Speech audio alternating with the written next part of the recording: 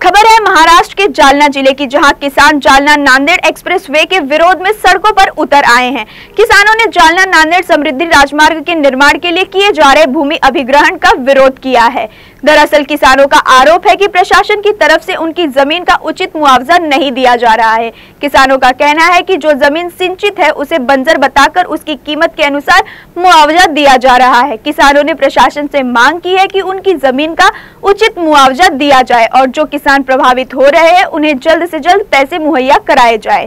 किसानों का कहना है कि जब तक उन्हें उचित मुआवजा नहीं मिल जाता तब तक वो सरकारी कर्मचारियों को अपनी जमीनों पर नहीं रखने देंगे। येथील एक शेतकरी म्हणून माझी काही जमीन, आमच्या परिवाराची 7 ते 8 एकर जमीन पूर्ण बाधित झालेली आहे।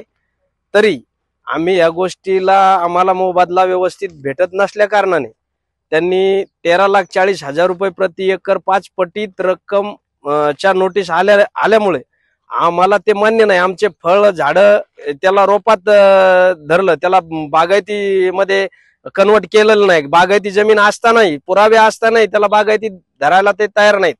आम्ही बऱ्याच चक्रा मारून पण त्यांनी आम्हाला कोणत्याच गोष्टीचे प्रतिसाद न देता उडावडीचे उत्तर देऊन किंवा आम्ही आता करतोय, आमची प्रक्रिया चालू आहे, आम्ही असं करणार आहे, आमचं आणि त्याच्यात येऊन भूल थापात देऊन आतापर्यंत त्यांनी बरेच तपासण्या असतील, बरेच काही कामं असतील, हे त्यांनी त्यांचे खोटं बोलून इथपर्यंत आणलेले।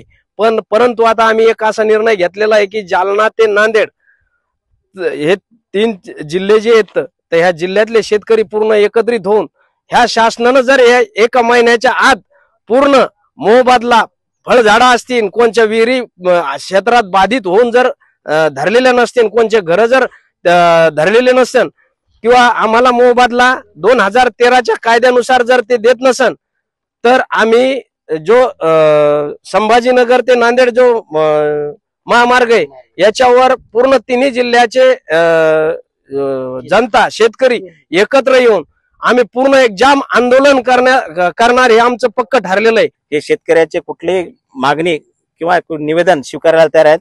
आपल्या मनाप्रमाणे कारभार रेटून नेण्याचं काम MSRDCच्या दबावाखाली हे प्रशासन करत आहेत।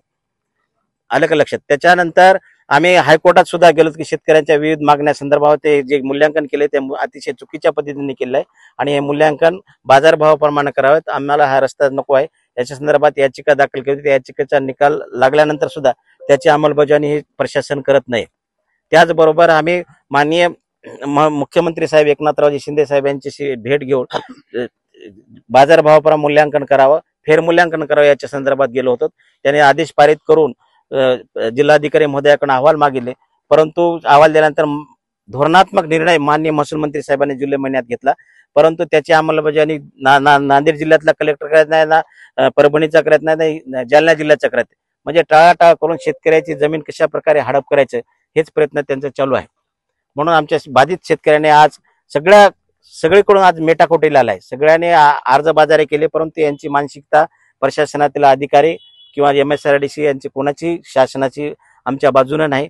म्हणून आम्हाला आता शेवटचं शस्त्र आम्हाला उचलायची वेळ आलेली आहे, ते म्हणजे आम्ही आमच्या शेतात कोण्याही मशिनरीला, कुठल्याही टेंडर गुत्तेदाराला आम्ही शेतात येऊ देणार नाही, आम्ही रस्ता होऊ देणार नाही, असे हे नांदेड, परभणी, जालना जिल्ह्यातील संपूर्ण शेतकऱ्यांनी हा निर्णय घेतला आहे। आम्ही पूर्ण 3 जिल्ह्यामध्ये संवाद यात्रा काढलेली आहे। त्या संवाद यात्रेत सगळ्या शेतकऱ्यांनी हेच मनोदय व्यक्त केला की आम्ही जोपर्यंत आमच्या मागण्या पूर्ण होत नाहीत, आमचं जोपर्यंत मार्केट बाजारभावाप्रमाणे मूल्यांकन होत नाही, फळझाडाचं मूल्यांकन होत नाही, बागायतीचं मूल्यांकन होत नाही, या सर्व बाबींचं आमचे योग्य मुआवजा मिळणार नाही, तोपर्यंत आम्ही शेतात पाऊल ठेवू देणार नाही, असा ठाम निश्चय आमच्या सर्व बाधित शेतकऱ्यांनी केलेला आहे।